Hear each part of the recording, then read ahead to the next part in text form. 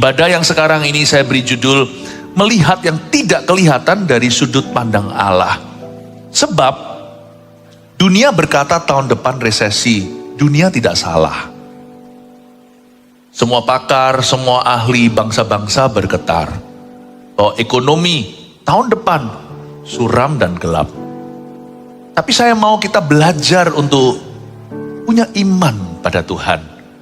Tapi iman itu bukan hanya mengimani. Iman itu penuh dengan responsibility. Di ibadah-ibadah sebelum ini saya banyak ajarkan pengajaran-pengajaran yang seimbang tentang iman dan keuangan. Izinkan sekarang di ibadah yang satu ini, saya mau lebih mendalami mata iman kita. Agar kita tidak melihat yang kelihatan saja. Tapi kita melatih, pumpung belum lewat tahun ini untuk melatih diri, melihat yang tidak kelihatan tapi dari sudut pandang Allah.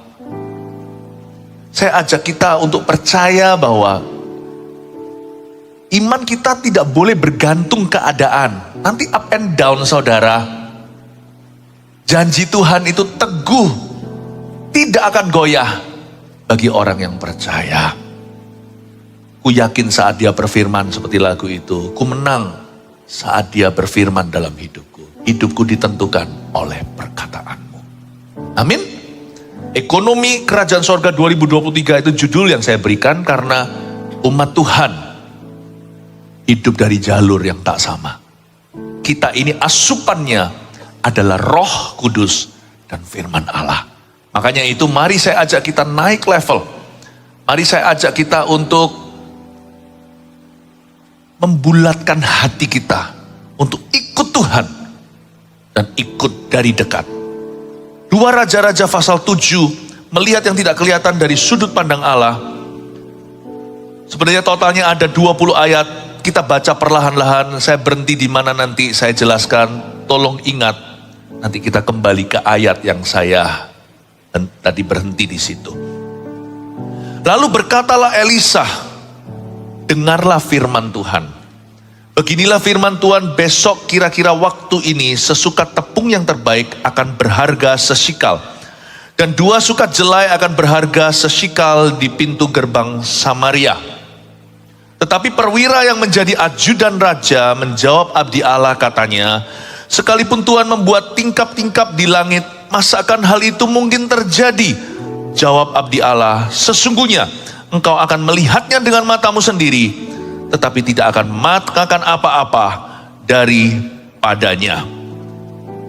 Ini adalah zaman perang. Saya kasih background story. Latar belakang cerita, waktu itu bangsa Israel dikepung dan kelaparan. Jadi waktu mereka itu dikepung dan kelaparan, itu mengerikan. Zaman dulu itu perangnya itu tidak pri kemanusiaan.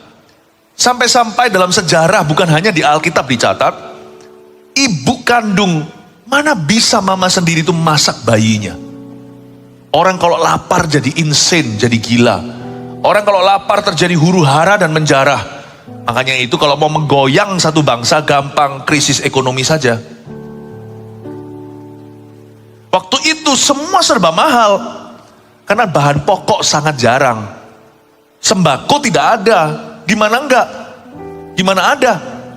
Namanya kota itu dikepung oleh musuh, mereka nggak bisa masuk, nggak bisa keluar. Untung-untung masih ada air, apalagi kalau paceklik lama, tidak turun hujan, bukan hanya kelaparan, lebih ngeri lagi, kehausan. Coba bayangkan, waktu itu semua jadi expensive. Pada waktu perang terjadi antara Ukraine dan Rusia, wah, minyak, bensin, langsung meroket. Kalau bukan karena disubsidi oleh negara. Ini bahan pokok. Tapi Elisa kok bisa dapat sesuatu yang beda ya. Semua orang berkata, ini nabinya gila. Gak masuk akal. Kalau masuk akal ya gak usah ikut Tuhan. Ikut Tuhan itu supaya kita itu memperbaharui akal budi. Bukannya gak masuk akal. Ikut Tuhan itu juga masuk akal. Tapi akal budi yang diperbaharui. Kalau enggak itu gak masuk akal loh. Tampar pipi kanan kasih pipi kiri itu nggak masuk akal. Kalau kita mau pakai logika kita akan berakhir jadi orang berdosa. Kita nggak akan pernah mengalami perkara-perkara Allah. Siapa bilang orang Kristen itu ngeroh? Orang Kristen itu ngeflow? No. Tapi kita punya logika yang tidak sama. Tidak sama. Hukum rohani itu beda dengan hukum jasmani. Hukum jasmani atau hukum orang berdosa berkata, kalau kamu sedia mengeluhlah. Makanya istri Ayub sebenarnya nggak salah secara fakta. Kamu itu loh, kayak begini terpuruk, kutuki saja Allahmu. Tapi Paulus dan Silas hidup di dalam sebuah alam yang berbeda. Mereka tetap sangat mendunia, sangat-sangat mendarat. Tapi mereka hidup dari prinsip yang tidak sama. Mereka hidup dari roh dan kebenaran Allah. Makanya waktu mereka dipasungkan kaki dan tangan, itu pegelnya luar biasa. Mereka memuji di tengah-tengah malam. Para ahli teologi menyebut itu songs in the night. Mereka bisa nyanyi di dalam dungeon, berada di tempat paling dalam di dalam penjara. Semua inmate, semua napi berkata, mereka insane, gak waras itu. Mereka gila. Tapi kenapa? Gara-gara pujian mereka goyang dan goncanglah terjadi gempa bumi yang membuka semua pintu penjara.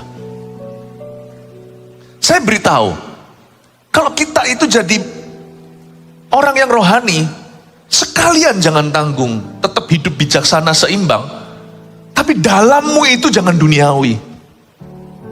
Latihlah dirimu beribadah, itu bukan bicara tentang liturgi. Itu latihlah dirimu beriman. Mata iman kita itu harus kita serahkan agar kita melihat yang Gehazi tidak lihat waktu Elisa berkata, kenapa kamu takut? Mereka mengepung kita. Lihat Tuhan, semua tentara musuh sekeliling gunung ini, di mana ada rumah kita, tempat tinggal kau dan aku. Elisa berkata, nggak usah takut. Dibukalah mata rohnya melihat yang menyertai kita lebih banyak. Paulus berkata dalam suratnya, aku tidak menaruh percaya pada apa yang kelihatan, tapi aku menaruh percaya apa yang tidak kelihatan. Ibrani 11 utarakan. Sebab segala sesuatu yang kelihatan ini terjadi dari yang tidak terlihat terlebih dahulu. Barang siapa mencari Allah harus percaya bahwa Allah itu ada dan bahwa Allah memberi upah kepada barang siapa yang mencarinya. Saya ajak kita untuk melihat sesuatu di sini. Jangan terpaku, apalagi terpukau dengan keadaan di sekeliling kita. Miliki garis ari-ari langsung ke Yesus. Hal yang berbeda dengan orang dunia. Jangan jadi orang Kristen tapi duniawi. Kalau jadi orang Kristen yang rohani, tidak sama dengan ngeroh ya. Lihat orang Kristen yang rohani itu sangat-sangat masuk akal. Tapi ada sesuatu tentang mereka yang kita nggak punya. Kalau kita melihat seorang yang rohani, kita bisa mengagumi orang ini kok seimbang ya, kok wise, kok bijaksana. Tapi ada sesuatu dalam hatinya yang kita nggak punya. Ada suatu iman. Apa yang dia lihat ya? Orang lain semua udah panik, dia tenang. Ketika kapal karam 200 sekian orang, Paulus masih bisa memecah-mecah roti dan dorong mereka untuk makan. Perwira aja, tentara aja ketakutan. Orang ini lihat apa ya? Kok bisa ya? Semua orang mengeluh, ngomel, kutuki Tuhan. Orang ini bisa bersyukur dalam penjara. Kalau mau jadi orang Kristen, jadi yang sungguhan, jangan yang KTP. Jadi yang rohani sekalian. Buka mata rohmu. Ada sesuatu yang di alam roh yang gak kelihatan. Buka mata rohani Anda. Tahun 2023, mari kita quit jadi orang buta atau buta rohani. I want to see, open the eyes of my heart, Lord. I want to see you. I want to see you. Open the eyes of my heart. Buka mata hatiku. Buka mata hatiku. Ku memandangmu. Ku memandangmu. Buka mata hatiku. Dan membuka mata hati itu adalah lewat rema. Lalu berkatalah Elisa, dengarlah firman Tuhan. Ini permulaan mata rohani kita terbuka ketika telinga kita mendengarkan suara Allah. Dengarlah remah, dengarlah firman Tuhan, beginilah firman Tuhan. Sudah dengarlah firman Tuhan, malah beginilah firman Tuhan. Besok kira-kira waktu ini, bayangin 24 jam saja nubuatan akan terjadi. Kalau Elisa berkata 10 tahun lagi, kan musim masih silih berganti. Tapi dia berkata, tidak sampai 24 jam atau 24 jam pas dari sekarang ini, sesukat tepung yang terbaik akan berharga sesikal saja. Hah? Jadi murah. 2 sukat jelai akan berharga sesikal di pintu gerbang Samaria. Gak mungkin, maaf ya, kotoran manusia ditimbang zaman perang. Bangsa Israel melihat ini beberapa kali ketika mereka mengalami hukuman Tuhan karena seluruh negeri berdosa kepada Allah. Bayangin, di zaman perang itu kotoran manusia alias pup ditimbang, dijual. Masa mungkin sesukat tepung hanya berharga sesikal? Kalau pup aja dijual. Sukat jelai berharga sesikal di pintu gerbang Samaria. Waktu itu emas gak laku, percayalah. Emas perak gak ada yang mau. Malah justru gak bisa lari kalau mereka dijarah. Siapa bawa emas malah dibantai sama penjara. Ada waktunya uangmu tidak bisa membeli apa-apa. Wow, kita ngalami itu waktu masa COVID ya kan. Mau punya berapapun oksigen gak bisa bayar. Lihat ini, gak ada kok stoknya. Tapi ya, pencobaan dunia ini silih berganti. Tapi prinsipnya kita harus pelajari. Elisa berkata 24 jam dari sekarang, dengarlah firman Tuhan, beginilah firman Tuhan. Sesukat tepung yang terbaik hanya berharga sesikal. 2 sukat jelai akan berharga sesikal saja di pintu gerbang Samaria.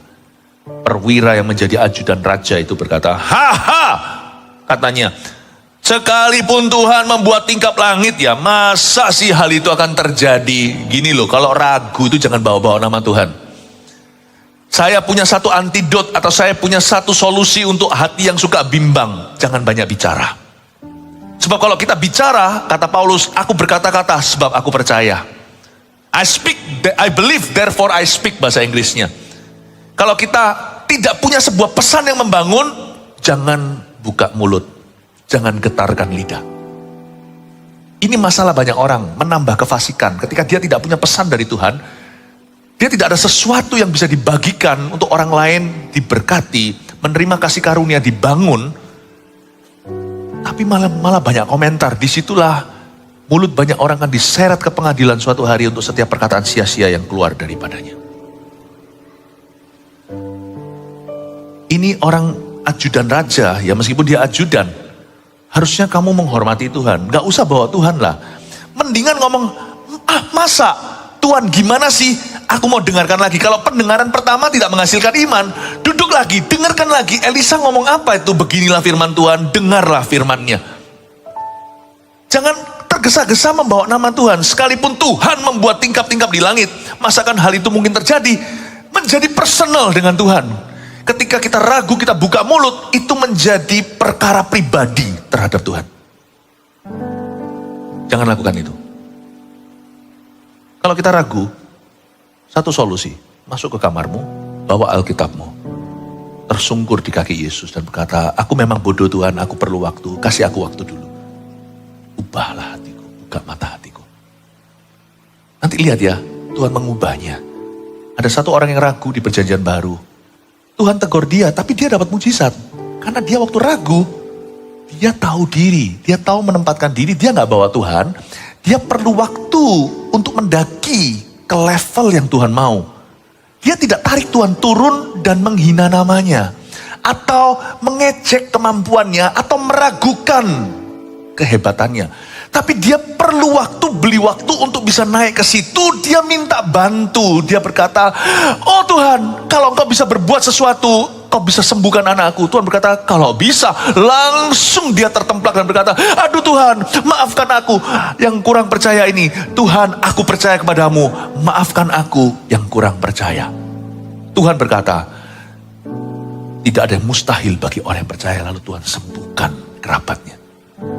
Kalau Anda ragu dan bimbang, kalau kita lagi buta rohani, minimal juling rohani, cara terbaik adalah be still and know that I am God.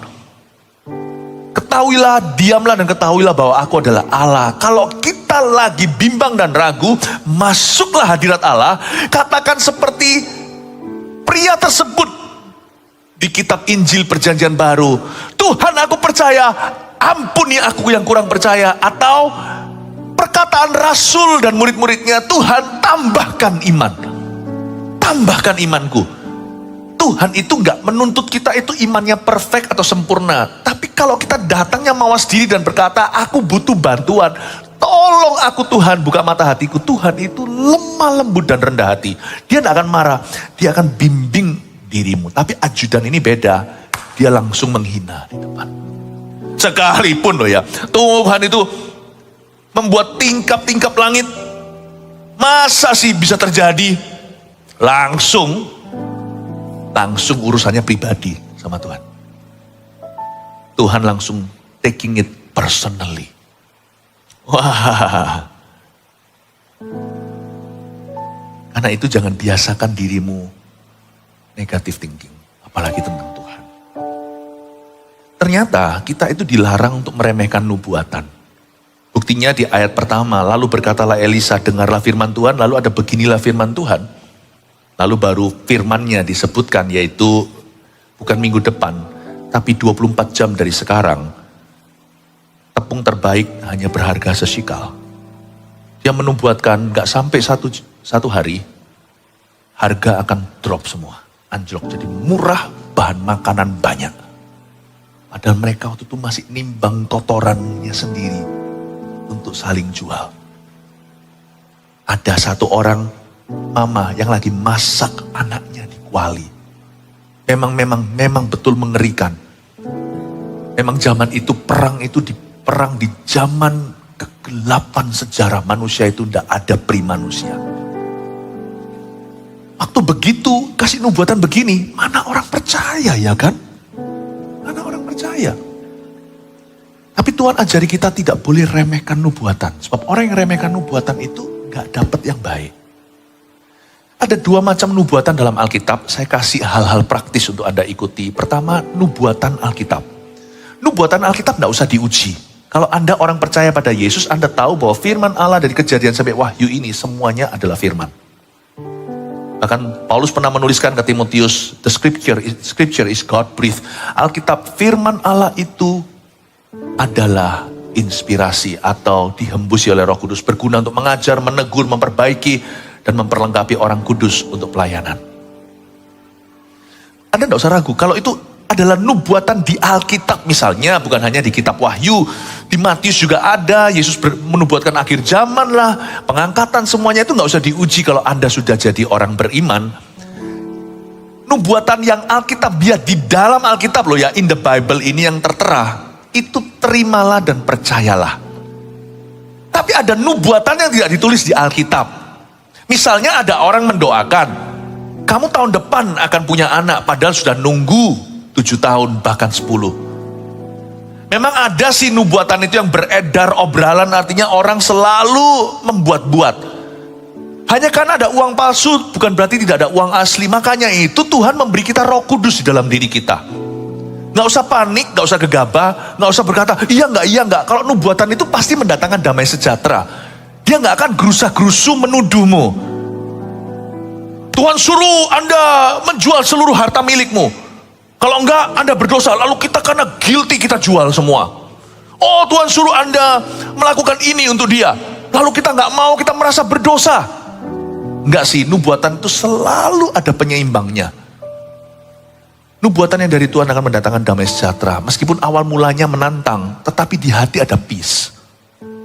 Makanya itu, Yohanes mengatakan gini, kamu tidak perlu guru. Guru dalam jawatan rasul, nabi, guru atau pengajar, gembala, dan penginjil itu untuk memperlengkapi. Kamu tidak perlu guru untuk memberitahu kepadamu ini benar, ini sesat. Sebab tidak ada orang bisa menyesatkanmu. Kalau ada kesesatan pun Anda akan langsung di dalam hati, ada sesuatu tidak sreg dan tahu. Karena di dalam dirimu ada pengurapan, kata Yohanes. Dan pengurapan itu mengajarmu dalam segala kebenaran. Ya. Jadi memang ada nubuatan yang tidak tertulis di dalam Alkitab. Bukan nubuatan yang Alkitabiah, tapi nubuatan itu tidak menentang Alkitab. Tapi nubuatan itu di atas fondasi hidup yang beralkitabiah. Lalu fungsinya sebagai tuntunan spesifik dalam hidup orang itu. Beberapa nubuatan yang saya terima adalah stadion tertentu waktu saya masih umur 18 tahun baru bertobat. Saya mendapat nubuatan saya akan berdiri di sini atau di negara mana. Itu terjadi sudah dalam sejarah hidupku. Itu kan gak ada di Alkitab Myanmar mana. Kejadian Wahyu ada bolak-balik, gak ada Burma.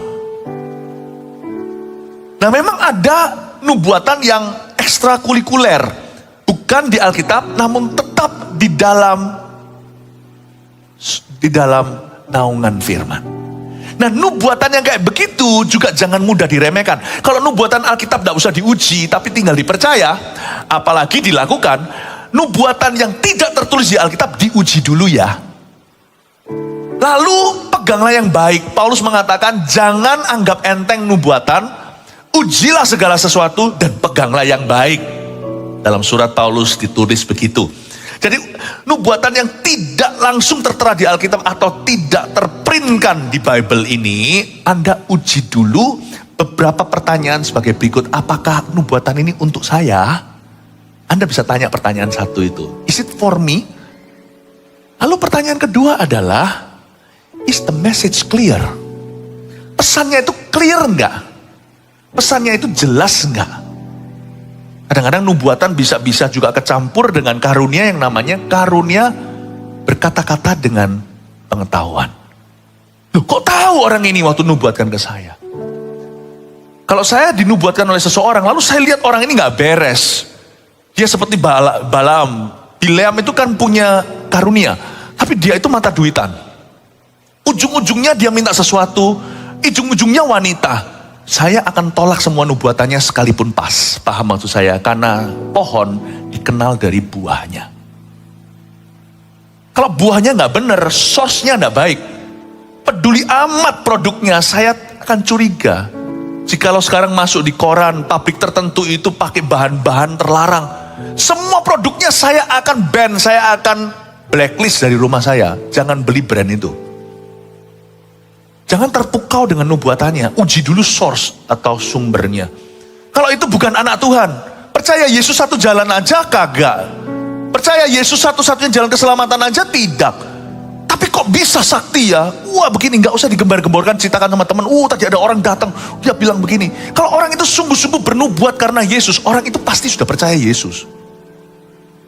It's a wrong spirit. Ada perbedaan antara nubuat dan ramal. Tapi ada, kadang-kadang kalau source-nya sudah oke, ya, sumbernya sudah oke. Lalu tiba-tiba pesannya itu dicampur bukan hanya karunia nubuatan, salah satu dari 9 karunia demonstrasi di Korintus itu, tapi juga kecampur dengan the gift of speaking with knowledge, karunia berkata dengan pengetahuan. Anda kan kaget, loh kok tahu? Saya barusan tadi diberitahu sama satu orang, katanya pas kemarin di saat teduh, saya bilang tremor sekian, dan begini kondisinya orangnya, sampai kepada masa sebelum menikah, kekerasan dalam rumah tangga, keluarga sebelumnya, itu semua terceritakan. Saya jelaskan, saya sendiri lupa kok setelah itu, oh iya saya pernah ngomong begitu. Semua pas sampai GERD-nya semuanya. Orang kalau bisa kebetulan itu cuma sekali, kalau kebetulan itu 5, 6, 7 semuanya sekaligus dalam satu profesi. Saya rasa ada Roh Kudus mungkin di sana.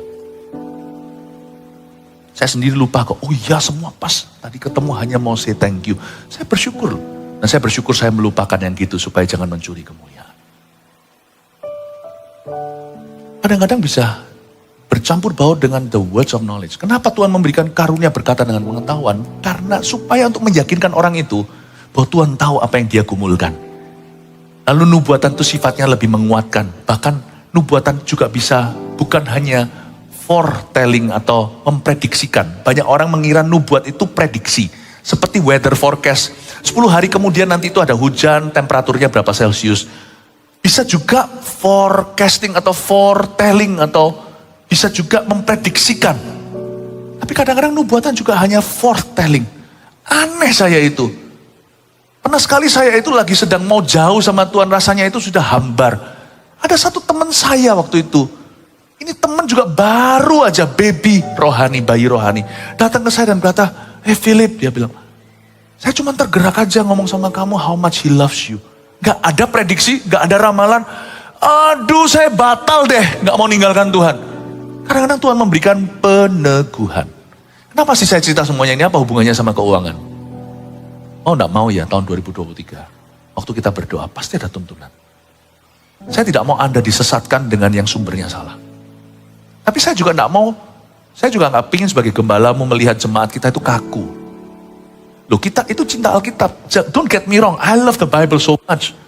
Tapi nanti lihat ya dalam praktek bisnis atau karir usaha Anda, waktu Anda kerja di perusahaan mana, nanti Tuhan itu akan memberikan tuntunan dari waktu ke waktu itu bukan simsalabim, cilubah. Waktu saya kecil kan ada cilubah, seperti pikebu, muncul. Tuhan dari waktu ke waktu itu memunculkan hadirat yang beda, lalu berbicara sesuatu yang spesifik, meskipun tidak di dalam Alkitab. Dengarlah firman Tuhan, beginilah firmannya. Nanti akan ada muncul. Bisa lewat orang tidak terduga, bisa lewat khotbah, bisa lewat doa, bisa lewat kejadian. Nanti Tuhan akan berbicara kepada Anda. Ini tidak menggantikan Alkitab. Ini justru mengingatkan kita akan firman. Amin Bapak Ibu Saudara. Saya merasa nanti tuntunan Tuhan bagi orang-orang yang mau sungguh-sungguh mendalam dengan Tuhan Yesus akan semakin jelas. Tuntunan Tuhan akan semakin spesifik dalam kehidupanmu. Yang percaya akan menerima demikian, berikan tepuk tangan untuk Tuhan. Saya masuk hadirat Allah dan mendoakan jemaat. Saya minta sama Tuhan, jadi ini saya buka-bukaan. Saya minta sama Tuhan, Lord, saya tidak bisa Tuhan konseling mereka satu-satu atau memberikan konsultasi. Secara rohani nih, pastor gimana ini, gimana itu. Saya kepingin satu persatu duduk sama saya. Kalau saya duduk sama satu orang sejam, sampai orang terakhir saya sudah tua. Saya memohon sama Tuhan Yesus untuk buka tingkap langit. Bukan bicara soal berkat materi. Buka tingkap langit. Speak to your people.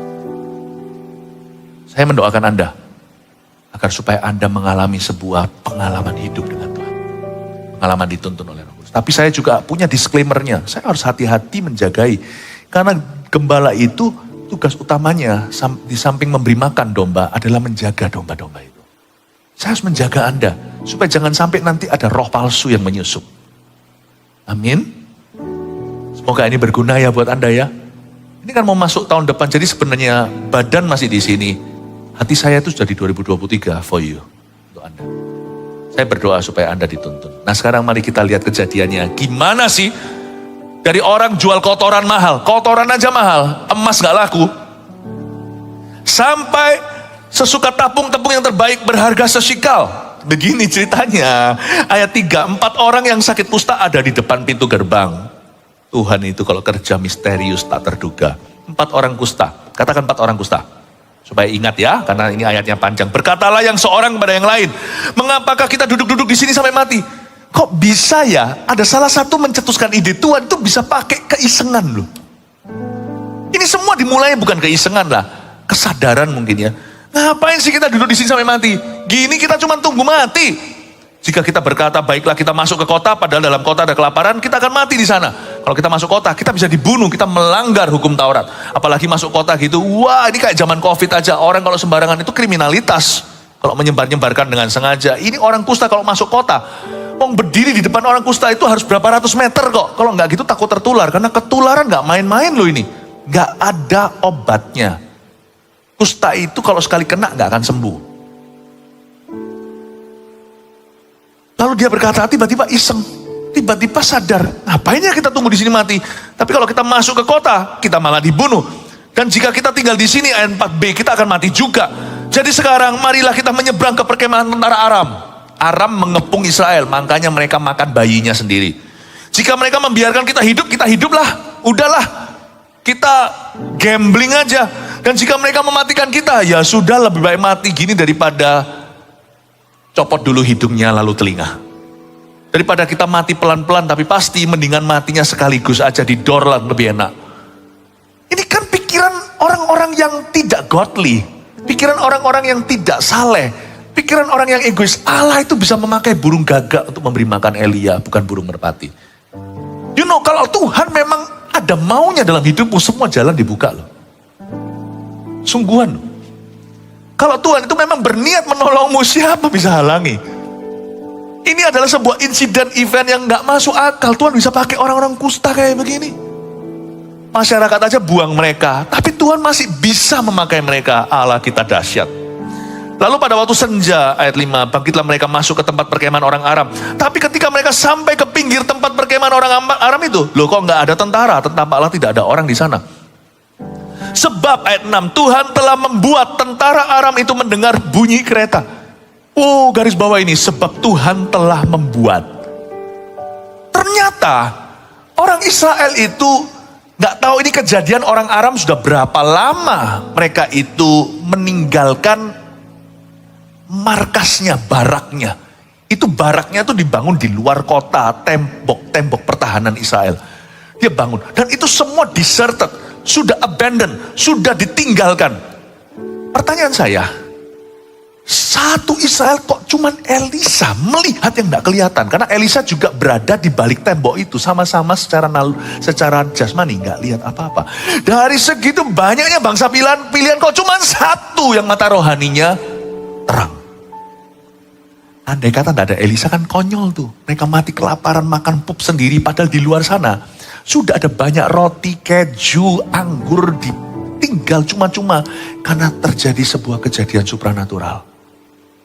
Berapa banyak orang mati gigit jari padahal Tuhan sudah bukakan. Tuhan sudah bukakan jarahan musuh. Coba bayangkan. Berapa banyak orang hari ini masih hidup dalam kekalahan. Padahal Tuhan sudah beli kemenangan. Ini aja mata rohaninya tidak tercelikan. Jadi dia nggak tahu bahwa dia sudah free. Berapa banyak sumber daya yang Tuhan sudah sediakan. Tapi nggak ada orang yang berani mengklaimnya. Karena mereka merasa itu nggak ada. Makanya iman itu penting. Makanya iman itu di Roma 5 dikatakan dia adalah jalan masuk kasih karunia. Tanpa iman orang tidak bisa menyenangkan Tuhan. Iman itu tangan yang menerima. Bayangkan kalau nggak karena Elisa, dia hero tenan, dia pahlawan. Semua ini sak raja-rajanya mati, semuanya makan kotoran sendiri sampai keracunan. Bayangkan, kalau padahal di luar sana, tinggal ngambil saudara. Gak ada yang tahu. Gak ada nabi yang melihat. Firman Tuhan itu seperti nabi bersabda, saya khotbah begini itu supaya ada orang yang tercelikkan untuk kehidupannya. Gitu ya Pastor Philip. Berarti aku bisa menang dong? Bisa. Aku bisa keluar dong dari masalahku? Bisa.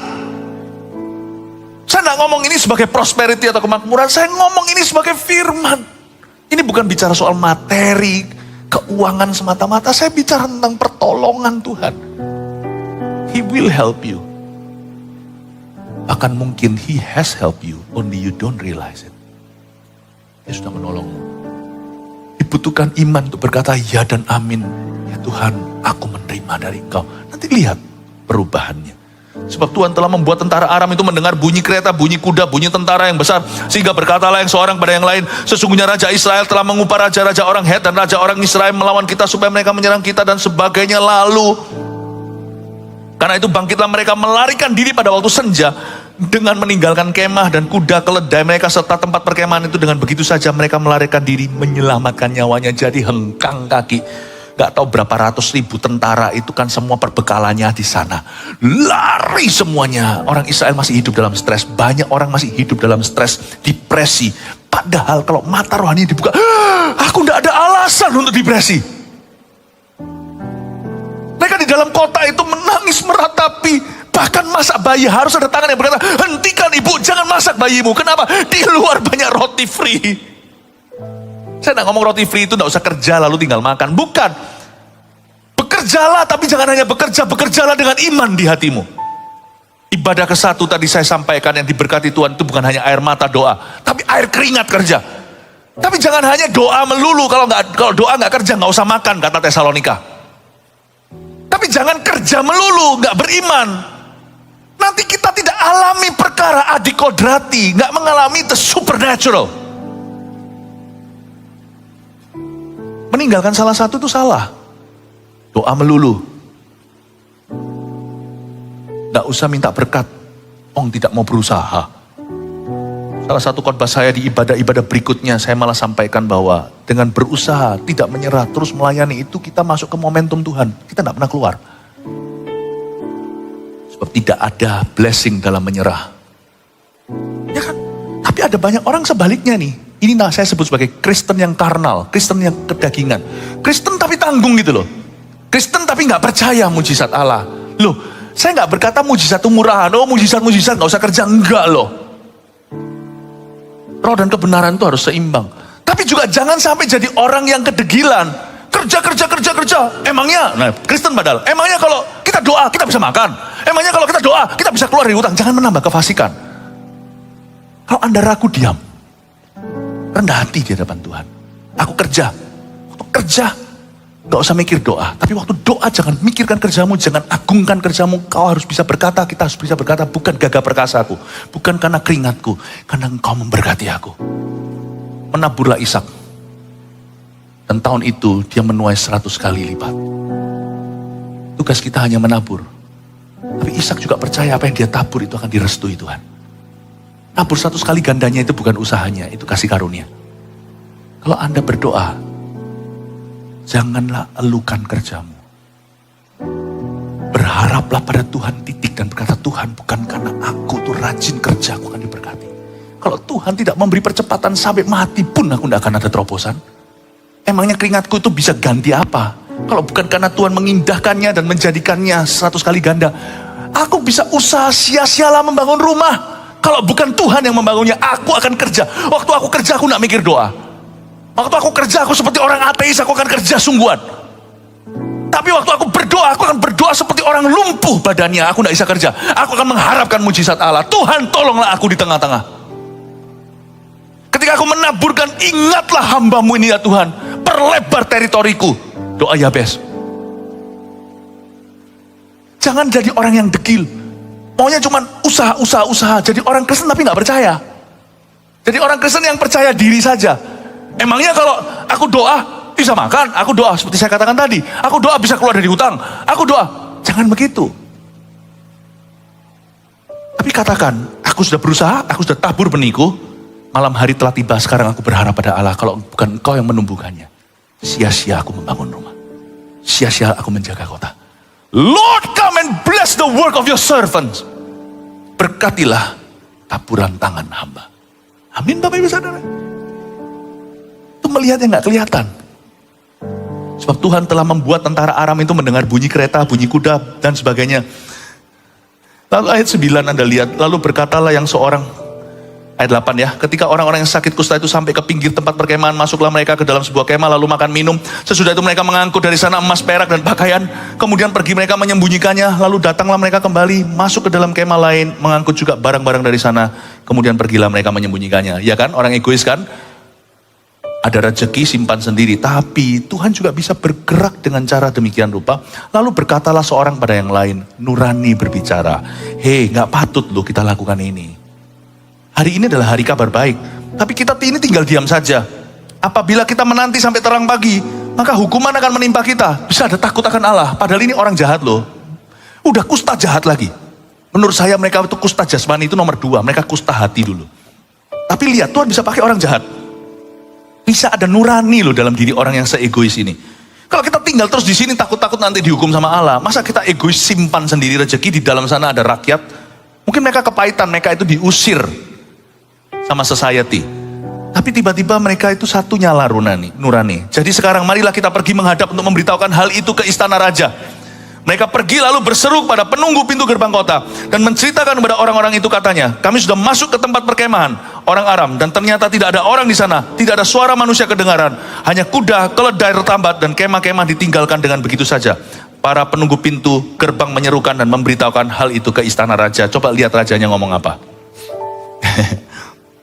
Ini raja gak bagus. Sekalipun masih malam, raja bangun juga. Dengar kabar kayak gitu, ini kabar apa nih? Kabar gak masuk akal. Lalu rajanya bangun. Lalu rajanya berkata kepada para pegawainya, ayat 12, baiklah aku terangkan kepadamu apa maksud orang Aram itu terhadap kita. Wah, rajanya punya teori. Orang negatif itu punya teori. Dia punya teori gini ya, mereka tuh tahu bahwa kita ini menderita kelaparan. Sebab itu mereka keluar ke dari tempat perkemahan untuk menyembunyikan diri di padang sambil berpikir, apabila orang Israel keluar dari dalam kota, kita akan nangkap mereka hidup-hidup, kemudian kita masuk dalam kota. Jangan percaya, it's an ambush. Ini adalah jebakan. Ini raja bangun tidur malam-malam, dikasih kabar baik pun kabar buruk jadinya.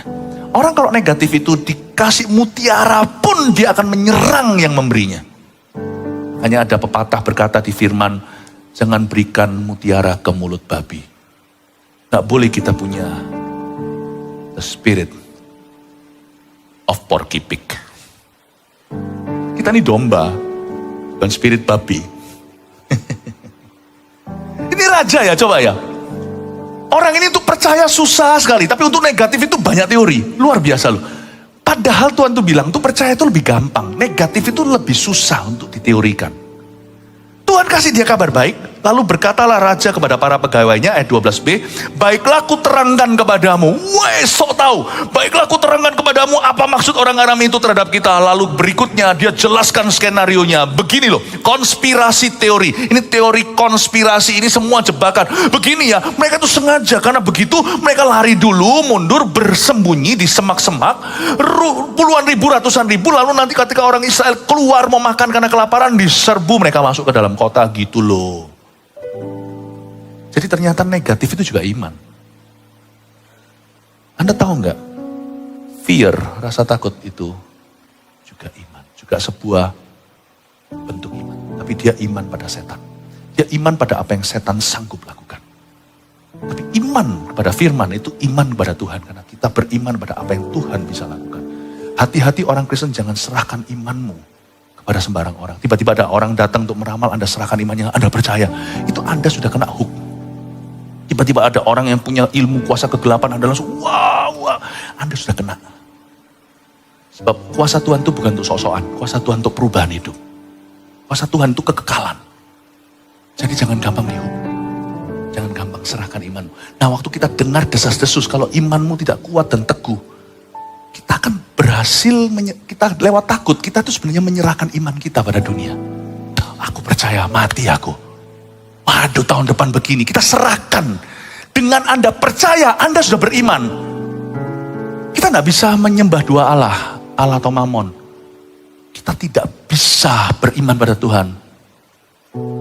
Tetapi hidup dalam roh ketakutan, tidak mungkin. Inilah sebabnya orang raja ini susah kayak jadi orang begini. Orang yang sok tahu dia. Singkat cerita ya, sungguhan kan, akhirnya bangsa Israel, saya kasih singkatnya aja, dikirim kuda, dilihat sungguhan, ternyata ini bukan bohongan. Kirim kuda nggak balik, kirim kuda nggak balik, gitulah ya. Kirim orang nggak balik, wah dia menjara. Akhirnya seluruh rakyat dengar, cepat lambat kan, good news spreading fast. Apalagi kalau orang udah kelaparan gitu, kabar baik, kok di situ ada roti, langsung huru-hara. Nah, huru-hara terjadi di pintu gerbang kota. Semua orang jadi lari semuanya, sedih sekali. Berapa waktu yang lalu seperti Itaewon itu. Orang-orang itu namanya stampede dalam bahasa Inggrisnya, atau saling menginjak-injak. Ketika satu jatuh semuanya injak. Itu mereka menginjak-injak karena panik. Kalau ini menginjak-injak karena lapar. Di situ ada makanan. Larilah semua ke pintu gerbang kota. Tahu nggak siapa yang mati keinjak? Ayo, ajudan raja. Yang ditugaskan untuk buka gerbang. Waktu gerbang baru dibuka, tuh gerbang sudah digoyang-goyang sama rakyat. Waktu dibuka dia kesenggol. Sekuat-kuat dia, pasukan khusus. Ini puluhan ribu orang lagi lari lewat gerbang yang sempit. Terinjak dia, mati, dan persislah kita lihat ayat yang ke-20. Demikianlah terjadi kepada orang itu. Rakyat menginjak-injak dia di pintu gerbang, lalu matilah ia. Jangan remehkan nubuatan. Sebab kalau kita meremehkan nubuatan itu kalau dari Tuhan tetap akan terjadi. Just without you in its fulfillment. Kalau kita remehkan nubuatan itu tetap akan terjadi. Kalau itu dari Tuhan ya, gak perlu ditolong sama orang. Nubuatan itu akan terjadi tanpa kita di dalam penggenapannya. Tetap akan terjadi. Tapi kita tidak masuk dalam bagian yang mengalami. 3 poin sederhana. Semoga ini akan menuntun Anda dalam tugas Anda sehari-hari di tahun 2023. Melihat yang tidak kelihatan dari sudut pandang Allah. Nomor 1, jangan remehkan nubuatan, tapi ujilah dan peganglah yang baik. Sebab nubuatan itu adalah jendela iman kita. Kadang-kadang Tuhan memberikan kepada kita bocoran-bocoran Istilahnya Tuhan tuh ngefur anak-anaknya karena dia tahu kita ini dari debu dan tanah, Mazmur 103. Kita ini disuruh, percaya saja sama Alkitab. Saya percaya sama Alkitab, tapi saya tahu saya ini gak sempurna. Makanya dari waktu ke waktu Tuhan tuh masih ciluk-bah sama saya. Halo, aku di sini. Lihat anakmu, lihat anak. Kalau Anda punya anak bayi ya kan, umur sekian, dia sudah bisa mengenali orang, digendong orang gak mau ya kan, apalagi kalau anaknya gak kenaan. Coba lihat ya, setelah anaknya itu mungkin masih ada di krib atau di ranjang bayinya, dia berdiri masih baru, masih umur berapa bulan, 7 bulan atau berapa. Lalu habis itu Anda keluar kamar, Anda keluar, mama di sini. Lalu habis itu Anda mau keluar lagi, kali ini Anda menggodai, kali ini Anda hanya mau main-main, keluar lagi, mama di sini. Masa kita akan berkata pada anak bayi kita, kamu kok gak percaya? Masa kita tuduh? Masa kita berkata, kamu itu kok gak yakin papa, mama itu ada di sini? Kamu ini duniawi atau apalah, kamu ini kekara-kanan. Tuhan itu gak pakai tuduhan. Tuhan tahu level iman. Sampai kita mati pun, siapa berani angkat tangan dan berkata, imanku sempurna. Meskipun iman tanpa melihat dari waktu ke waktu, Tuhan memperlihatkan dirinya lewat nubuat. Ciluk-bah katanya. Aku masih di sini, baby. Ada orang anti nubuat gak apa-apa sih. Mungkin mereka sempurna imannya. Saya gak sempurna.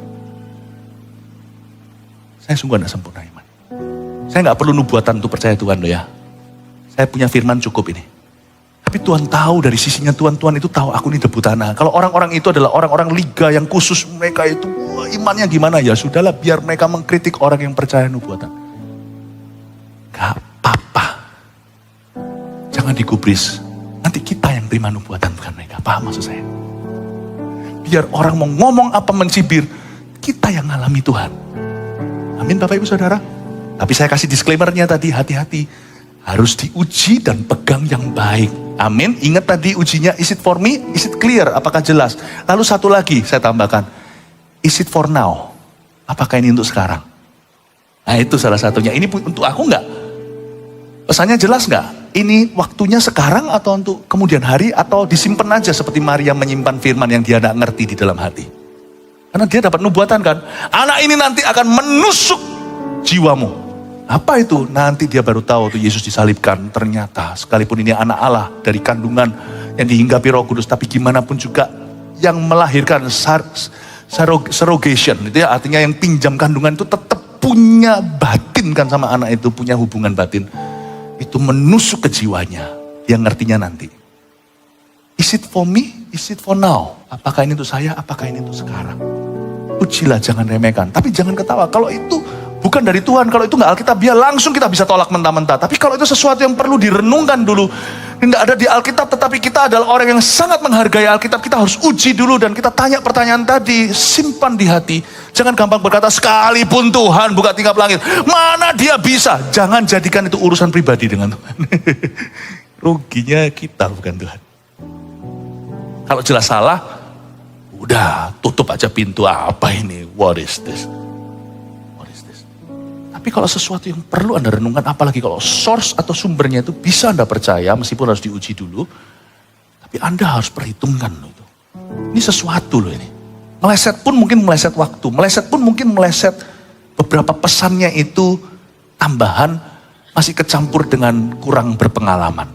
Tapi kalau Anda renungkan nanti, ada banyak rambu dari Tuhan. Saya berdoa tahun depan akan menjadi tahun yang banyak nubuatan untuk pekerjaan jemaat. Tepuk tangan. 2, ada Tuhan yang bekerja di balik setiap kebetulan di hidup kita. Ini loh tadi, ada ayat 6 tadi, sebab Tuhan telah membuat tentara Aram itu mendengar bunyi-bunyian.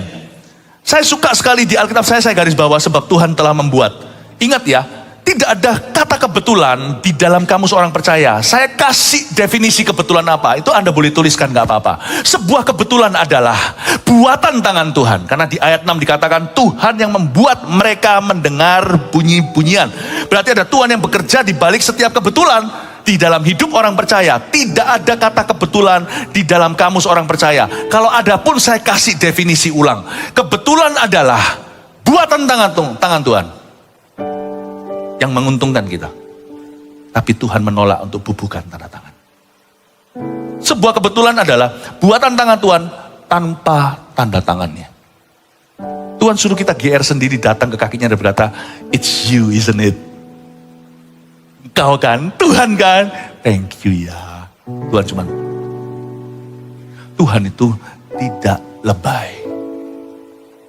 Dari 100 mujizat yang dia buat, 25 itu dibubuh tanda tangan. 75 diantaranya mungkin semuanya dalam rupa serba kebetulan, keisengan. Tiba-tiba ada orang iling ingat Anda, tiba-tiba nuraninya main, kasihanlah, ada berbelas kasihan, tiba-tiba ada yang mimpi Anda, tiba-tiba ketemu aja di pasar, tiba-tiba kok bisa ketemu tangan, seperti tidak bertepuk sebelah tangan. Semuanya itu 75 dari 100 mujizat Tuhan untuk menolongmu, yang Tuhan tidak kasih paragraf di dalamnya atau signature. Saya berdoa dalam nama Yesus agar orang benar, jemaat Tuhan, tahun depan, karena kita menabur doa, kita menuai sukacita, dan kita akan melihat banyak kebetulan dari Roh Kudus dalam kehidupanmu. Haleluya. Orang fasik juga banyak kebetulan loh.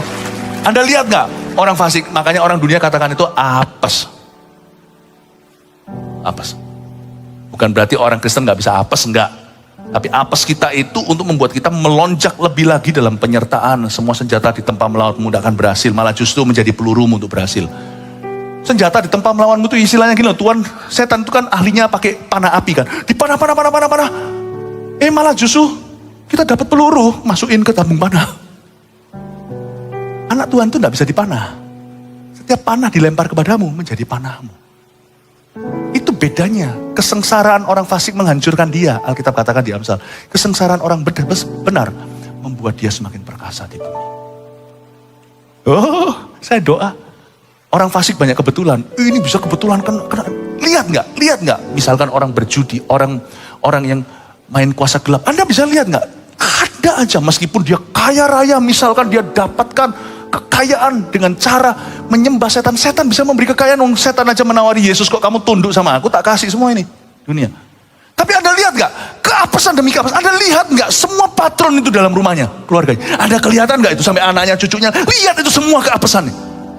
Loh, kita juga punya keapesan, jangan salah. Tapi apes kita bukan apes. Apes kita adalah ujian iman. Ulangan kita itu bersertifikat, dapat gelar. Gelar kita adalah menjadi seperti Kristus. Ulangan mereka itu menghancurkan. Coba lihat, kelihatan nggak?